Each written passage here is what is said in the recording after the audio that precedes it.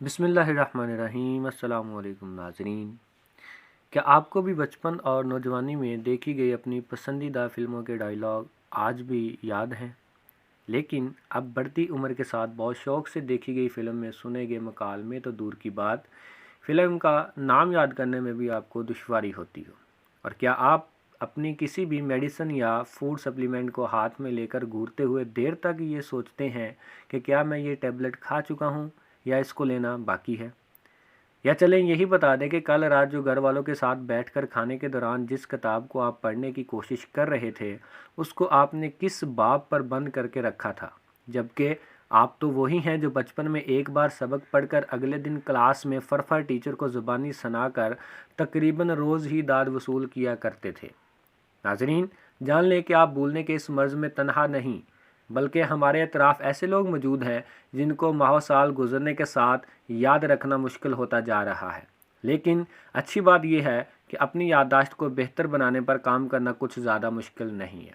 ناظرین، امریکہ کی George Washington university ہسپتال اور school of medicine and health کے پروفیسر رچرڈ ریسٹک کی عمر 81 برس ہے اور ان کی یادداشت اس عمر میں بھی قابل رشک ہے۔ دماغ اور اس کے کام پر 20 کتابیں لکھنے والے مصنف پروفیسر رچرڈ نے یادداشت کو بہتر بنانے کے چند آسان طریقے بتائے ہیں۔ پروفیسر رچرڈ کے مطابق یادداشت بہتر بنانے کے لیے ہمیں روزانہ اپنے دماغ کی ایسی ہی ورزش کرنی ہوگی جس طرح ہم فٹ رہنے کے لیے جسمانی مشقیں کیا کرتے ہیں۔ ہمیں اپنی یادداشت کو بے مثال بنانے کے لیے روزانہ دماغی ورزش کرنا ہوگی، جس کے بعد آپ میری طرح 81 برس کی عمر میں بھی چیزیں یاد رکھنے کے قابل ہو سکتے ہیں، یہ پروفیسر رچرڈ کا کہنا ہے۔ پروفیسر رچرڈ نے یادداشت کو تربیت دینے اور مضبوط کرنے کے لیے کچھ اہم نکات شیئر کیے ہیں۔ علمی اور غیر افسانوی کتابیں معلومات حاصل کرنے کا ایک بہت بڑا ذریعہ ہیں، لیکن جب بات آئے آپ کی یادداشت کو تیز کرنے کی تو اس کے لیے ناول بہت زیادہ مددگار ثابت ہوتے ہیں۔ پروفیسر رچرڈ کے مطابق اب میری ہی آخری کتاب کی مثال لیں جو علمیت سے تو بھرپور ہے، تاہم اگر بات آئے کہ آپ کو اپنی ذہنی مشق پر کام کرنا ہے تو اس کے لیے آپ کو علم و تحقیق سے بھرپور اور اس کتاب کے مندرجات میں سے اپنی دلچسپی کا مواد منتخب کر کے پڑھنا ہوگا تاکہ دماغ اس کو جذب کر کے مشق کر سکے۔ پروفیسر رچرڈ کے مطابق فکشن یا افسانے سے متعلق کتابیں آپ کی یادداشت کو بڑھانے میں ایک ٹانگ کا کام سا کر سکتی ہیں۔ دلچسپ ناول اور افسانے یادداشت کے نقطہ نظر سے بہت کارآمد ہیں۔ ناظرین، ایک پیچیدہ مگر علمی کتاب کے مقابلے میں دلچسپ ناول میں آپ کو مختلف کردار ملیں گے۔ ہو سکتا ہے آپ کو اپنی پسند کا کردار دوسرے باب میں ملے اور پھر 10ویں باب تک وہ کردار دوبارہ نمودار نہ ہو، لیکن کہانی میں تجسس برقرار رہنے کے باعث اس کے کرداروں اور پلاٹ کی تفصیلات کے درمیان روابط خالصتاً علمی تحریروں کے مقابلے میں یادداشت کو زیادہ بہتر بنانے میں کارآمد رہتے ہیں۔ ناظرین، پروفیسر رچرڈ کے مطابق چیزوں کو یاد رکھنے کا یہ ایک بنیادی اصول ہے جس میں ان کو خاکوں یا تصاویر کی صورت میں یاد رکھا جاتا ہے۔ مثال کے طور پر اگر کسی کا آخری نام گرین اسٹون ہے تو ہم اپنی پسندیدہ جیولری میں لگے سبز پتھر زمرد کو ذہن میں لا کر نام دہرا دیں تو وہ یاد رکھنا آسان اور دلچسپ ہوگا، اور آپ جب بھی اس نام کو یاد کرنے کی کوشش کریں گے تو آپ کو فوراً اپنا ہار یا انگوٹھی میں لگا زمرد یاد آئے گا اور اس سے آپ اسے کبھی نہیں بھول پائیں گے۔ ناظرین، پروفیسر رچرڈ کے مطابق یہ سادہ حکمت عملی آپ کے دماغ کو بغیر کسی پریشانی کے اسے یاد رکھنے میں مدد دے گی۔ چیزیں یا مقامات یاد رکھنے کی ایسی ہی ایک اور ترکیب کے مطابق ان جگہوں کا دماغی نقشہ بنایا جانا چاہیے جن سے ہماری واقفیت ہے، جیسے کسی مقام کے پاس آپ کی پسندیدہ مشروب کی دکان۔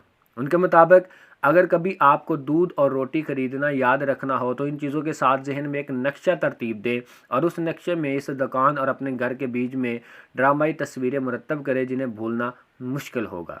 ناظرین، مزید پروفیسر رچرڈ نے بتایا، میں تصور میں گھر سے لائبریری کا راستہ لاتا ہوں، پھر خیالی آنکھ سے دیکھتا ہوں کہ میرے گھر کی چمنی سے دھوئیں کی جگہ دودھ بہہ رہا ہے اور سڑک پر پھیل رہا ہے، اور ساتھ میں دماغ اپنے تصور میں لائبریری کا تصور لا کر شیلفوں میں کتابوں کی بجائے ڈبل روٹی کے ٹکڑے بھرے دیکھتا ہوں۔ اس طرح یہ تصوراتی نقشے یاد رہتے ہیں اور مجھے دودھ ڈبل روٹی لانا نہیں بھولتی۔ ناظرین، جب کبھی کوئی تقریب ہو یا دوست احباب اکٹھا ہوں، ایسے میں فرصت میں کھیلے جانے والے پسندیدہ گیمز میں سے ایک ہے 20 سوالوں میں جواب ڈھونڈنا۔ یہ کھیل پروفیسر رچرڈ کو خود بھی بہت پسند ہے، جسے وہ ذہنی مشق اور یادداشت کے لیے ایک بہترین ورزش کہتے ہیں۔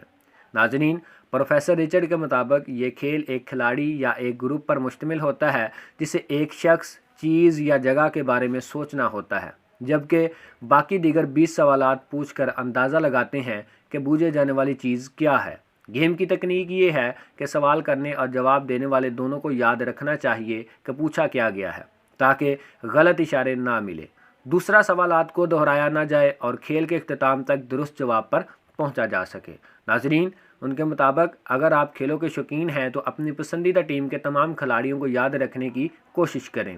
एक बार जब आप उनको ज़हन नशीन कर लें तो उनके नाम हरूफ तहज्जी की तरतीब से दोहराएं और इस तरतीब में खिलाड़ियों की फहरिस्त बनाने की कोशिश करें। नाज़रीन, मज़ीद उन्होंने बताया कि आप टेक्नोलॉजी को ज़हानत से इस्तेमाल करें। सुपरमार्केट से ख़रीदी जाने वाली अशिया की फहरिस्त बनाने में कोई मज़ायका नहीं, ना ही किसी ऐसी चीज़ की तस्वीर अपने फ़ोन में महफूज करना बुरा ख्याल है जो हमने कभी ना ख़रीदी हो। अगरचा सेल फ़ोन और इसी तरह के दीगर आलात का इस्तेमाल हमारी याददाश्त को कमज़ोर करता है, लेकिन हम टेक्नोलॉजी को अपने फ़ायदे के लिए इस्तेमाल कर सकते हैं। जी नाज़रीन, प्रोफेसर रिचर्ड के मुताबिक जब हम सुपरमार्केट जाते हैं तो पहले याद रखने की कोशिश करें कि हमें क्या क्या ख़रीदना है। जब जहन में आने वाली अशिया की ख़रीदारी मुकम्मल होने लगे तो फहरिस्त पर नज़र डालें कि कुछ रह तो नहीं गया जो आप भूल रहे हैं। नई चीज़ की ख़रीदारी के वक्त ये याद रखने की कोशिश करें कि जो आप ख़रीदना चाह रहे हैं वो कैसी थी। एक बार जब आप मतलूबा शय की देखभाल कर लें तो तस्वीर से मैच करें कि आपने वही लिया है ना जो आपने सोचा था। अब इस मशक का मतलब ये है कि किसी भी चीज़ को भूलने से बचने के लिए आप याद रखने का टूल नहीं बदलेंगे, बल्कि आप पहले अपने दिमाग को इस्तेमाल करें और फिर बाद में एक बार फिर चेक करें कि आप कहाँ तक दुरुस्त थे। इस तरह रफ्ता रफ्ता आपका दिमाग शार्प होता जाएगा। कुछ लोग काम के दौरान एक वक्फे में क्यूला लेते हैं ताकि ताज़ा दम हो सकें। क्यूला मतलब मुख्तसर सी एक नींद, यानी कि नींद का जिसे झोंका कहते हैं। इस प्रैक्टिस पर बाज़ माहिरीन इख्तिलाफ भी रखते हैं, ताहम डॉक्टर रिचर्ड के मुताबिक यादाश्त को बेहतर रखने में मुख्तसर झपकी मदद देती है। नाजरीन, प्रोफेसर रिचर्ड खुद भी क्यूला के आदी हैं और वो कहते हैं कि नींद की एक झपकी लेना मालूमात को जज़ब करने, इन्हें याद रखने वाली मेमोरी को इनकोड करने में मदद करता है ताकि बाद में मालूमात तक रसाई बआसानी हो सके। इस बात की तस्दीक के लिए उन्होंने तालिब इल्मों के 2 ग्रुप्स को चुना।